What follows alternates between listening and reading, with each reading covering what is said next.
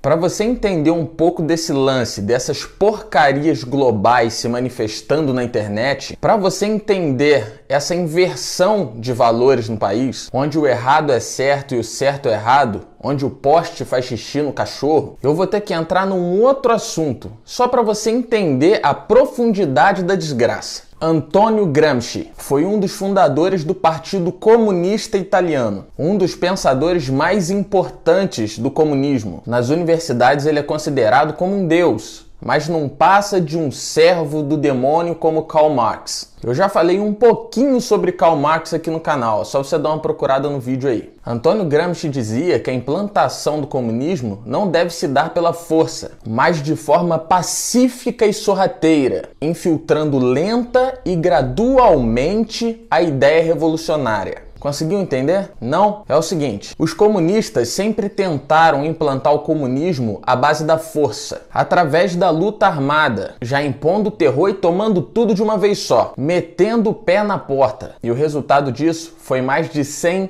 milhões de mortes pelo comunismo. 100 milhões de pessoas mortas. Isso em tempos de paz. Não tinha uma guerra. Se tratava de genocidas matando seu próprio povo. E a gente vê isso mais recentemente na Venezuela, onde as pessoas estão quase morrendo de fome. Pessoas morrendo nas mãos das milícias armadas do governo. Os venezuelanos estão sendo obrigados a fugir do país, assim como em Cuba. Enquanto isso, Nicolás Maduro ostenta a riqueza e come do melhor a preço de sangue inocente.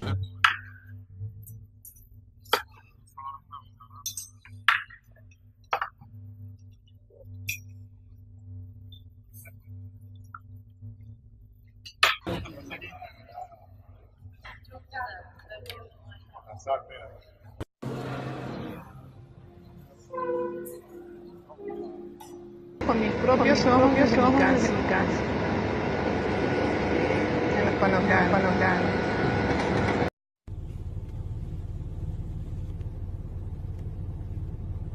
Capitalismo para o Maduro, socialismo para a população. Eu vou mostrar umas figuras agora para você guardar. Primeiro, o demônio do Karl Marx, o pai do socialismo, que dizia que as classes e raças fracas demais para conduzir as novas condições de vida, elas devem perecer no holocausto revolucionário. Você não sabe o que é holocausto? Holocausto é massacre, sacrifício, genocídio. E esse texto de Marx foi publicado em 1853, no The New York Daily. Depois veio Lenin, que colocou as ideias de Marx em prática. Todos que resistiam à revolução, a esse ideal revolucionário, eram fuzilados. Stalin, por exemplo, matou mais de 2,5 milhões de pessoas de fome. A partir de Lenin se deu início ao genocídio comunista na história da humanidade. 20 milhões de mortos na União Soviética. Mais de 65 milhões de mortes na República Popular da China, com Mao Tse-tung. 1 milhão de mortos no Vietnã. Mais de 2 milhões de mortos na Coreia do Norte. E por aí segue o rio de sangue. Mais de 100 milhões de pessoas mortas. O comunismo é um crime contra a humanidade. Existir o partido PCdoB, Partido Comunista do Brasil, é simplesmente ridículo. É o partido da Manuela Dávila, a vice do Haddad. Partido Comunista do Brasil é a mesma coisa que abrir o Partido Nazista do Brasil. É inadmissível. O comunismo deve ser criminalizado. E existe uma proposta do Eduardo Bolsonaro para criminalizar o comunismo. Mas por que o comunismo não é visto como crime contra a humanidade? Por que não ensinam isso nas escolas? A gente vai chegar lá, como a gente também vai chegar nos artistinhas da hashtag Ele Não. É só para você entender. Voltando para o Gramsci. Durante anos ele pensou numa nova forma de implantar o comunismo. De uma forma que houvesse menos resistência. De uma forma diferente da que Lenin tinha tentado. Implantar o comunismo sem meter o pé na porta. Implantar as ideias socialistas, as ideias de Karl Marx, de uma forma invisível. Daí ele criou a maldita Revolução Cultural. Uma das mais famosas frases de Gramsci: não tomem quartéis, tomem escolas e universidades. Não ataquem blindados, ataquem ideias. O plano dele era tornar as pessoas socialistas sem que elas nem mesmo percebessem isso. Agora entrando com isso no Brasil. Isso que os esquerdopatas chamam de ditadura militar em 64, na verdade foi uma contra-revolução. Uma contra-revolução desses ideais marxistas. Uma contra-revolução comunista. Os militantes comunistas tentavam fazer do Brasil uma ditadura comunista. Estavam tentando dar um golpe. O grupinho que a Dilma participava assaltavam bancos, compravam armas, cometiam atentados à bomba. Lula, José Dirceu, toda essa galera estava na rua pelo ideal revolucionário. Então o exército brasileiro, com o apoio da mídia na época, com o apoio da população, não vou entrar em detalhes desse assunto agora, o exército combateu esses terroristas comunistas na rua. Tomaram o poder para impedir que esses comunistas tomassem o poder. Caso isso tivesse acontecido, hoje o Brasil seria uma Cuba, mas está bem próximo disso. O erro desses militares foi ter combatido esse grupo nas ruas e achado que isso já estava resolvido. Enquanto os militares estavam no poder, os comunistinhas estavam entrando no campo das ideias. O grupo revolucionário que tentava impor o comunismo à força nas ruas entraram para ensinar nas escolas, nas universidades, entraram nos meios de comunicação, entraram na cultura. E os militares nem sequer deram conta disso. Aí aquele plano de Antônio Gramsci entrou em prática no Brasil. Mas esse gramscismo cultural não é particularidade do Brasil, não. Isso acontece em quase todo o mundo. A ONU, por exemplo, foi tomada por esse ideal revolucionário. Defendem ditadores genocidas pelo mundo, defendem a candidatura do Lula mesmo estando preso. Voltando para o Brasil, 50 anos de ideologia marxista no nosso país. 50 anos das ideias de Marx implantadas na cultura do nosso país, sendo empurrada goela abaixo nas universidades, em tudo quanto é lugar. Entraram no cinema, entraram na música, nos jornais, nas rádios, nos meios de comunicação, entraram nas igrejas, criaram uma hegemonia desse pensamento revolucionário. O gramscismo se resume em manipulação. Manipulação da história, manipulação da informação, manipulação das pessoas, manipulação das mentes. Como eles tomaram o ensino, os livros do MEC são de ideologia marxista. Aqueles comunistas que tomaram as escolas e universidades na época ensinaram para alunos, que se tornaram professores, que ensinaram para alunos, professores, alunos, jornalistas, escritores, foram formando gerações com o mesmo pensamento. Aí chegamos no lixo cultural que a gente está hoje, nessa completa inversão de valores. A gente não chegou onde está da noite para o dia. Foi necessário anos de planejamento maligno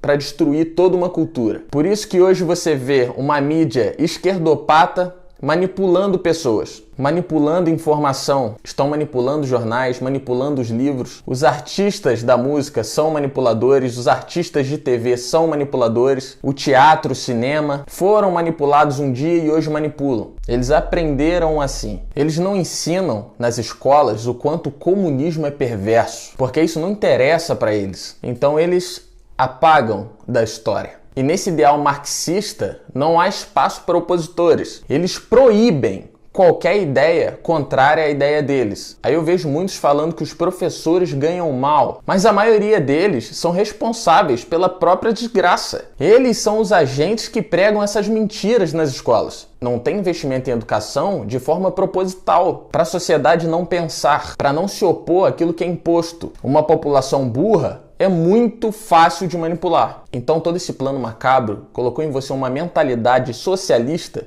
e você nem sabe disso. Muitos pensamentos que você tem hoje não são seus. Muita gente que até é pró-Bolsonaro com algumas mentalidades marxistas. Quando, por exemplo, eu vejo gente aqui pró-Bolsonaro, mas que fala mal do Donald Trump, sendo que nos Estados Unidos fazem o mesmo com Trump como fazem com Bolsonaro aqui. E eu já falei sobre esse assunto em outros vídeos também. Agora vamos entrar na hashtag Ele Não. Essa hashtag Ele Não surgiu naquele grupinho Mulheres contra o Bolsonaro, que na verdade deveria se chamar militantes pró-Lula, pró-Ciro, pró-Haddad, pró-Stalin, pró-Karl Marx, pró-Gramsci, pró-genocídio comunista. Esse era o nome correto para o grupo. Quem são as criadoras do grupo, as administradoras desse grupo? Militantes de partidos políticos como o PSOL, militantes que sofreram a lavagem cerebral marxista na universidade. E essas da foto aí são um exemplo disso. Para você ter uma ideia do jogo de manipulação, parece que tem muita gente, né? Agora eu vou mostrar a verdade para vocês. Para você ver aí que não são fotos diferentes, olha o cartaz lá atrás, olha a mulher de branco na frente com o lenço verde no pescoço, tudo vazio em volta e os fotógrafos deitados no chão fazendo a foto. São minoria, mas tentam manipular como se fosse um número significativo. Aí agora eu te pergunto, por que não fizeram uma página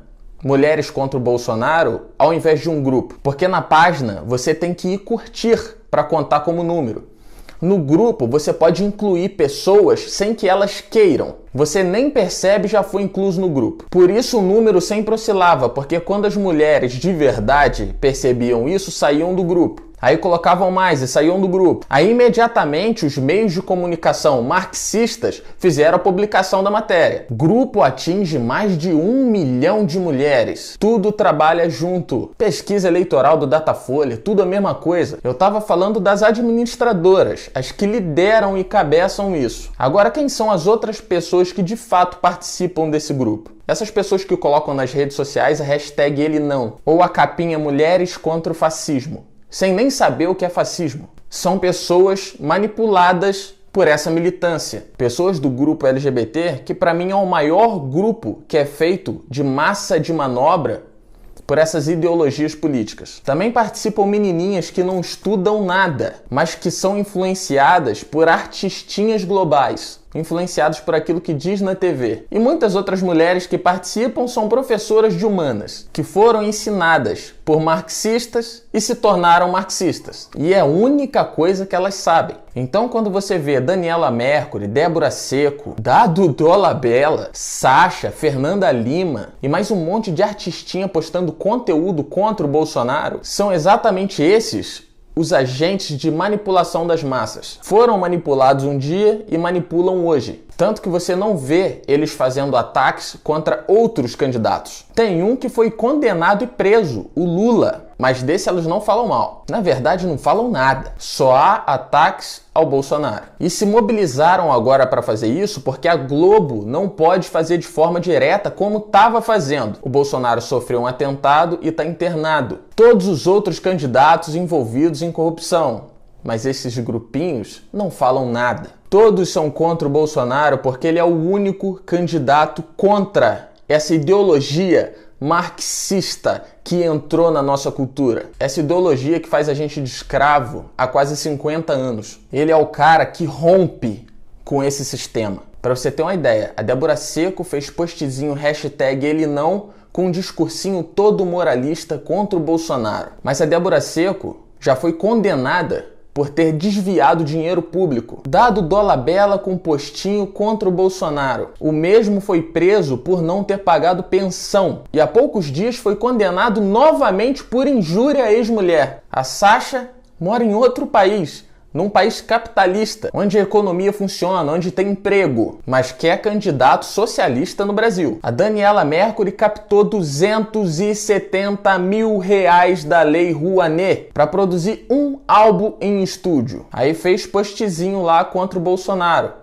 Foi massacrada dentro do próprio Instagram. Então esses que fazem hashtag contra o Bolsonaro sugam do dinheiro público ou são beneficiados de alguma forma, lucram com esse sistema podre, assim como as mídias estão manipulando a população para não perderem os seus privilégios. A Rede Globo faturou 6,2 bilhões de reais durante o governo de Lula e Dilma. O Bolsonaro falou sobre isso no Jornal Nacional. Depois o Bonner fez uma nota dizendo que aquilo que o Bolsonaro havia dito era mentira. O Bolsonaro entrou com uma ação contra a Globo pedindo direito de resposta. O Rogério Betim fez um vídeo a respeito disso. Mas não foi dado o direito de resposta ao Bolsonaro porque ele não especificou em que data a Globo teria recebido bilhões. Eles receberam bilhões no governo de Lula e Dilma. Atualmente são milhões. Então o erro estava aí. Todos esses artistinhas, toda essa mídia, todos esses jornalistas, todos esses que lucram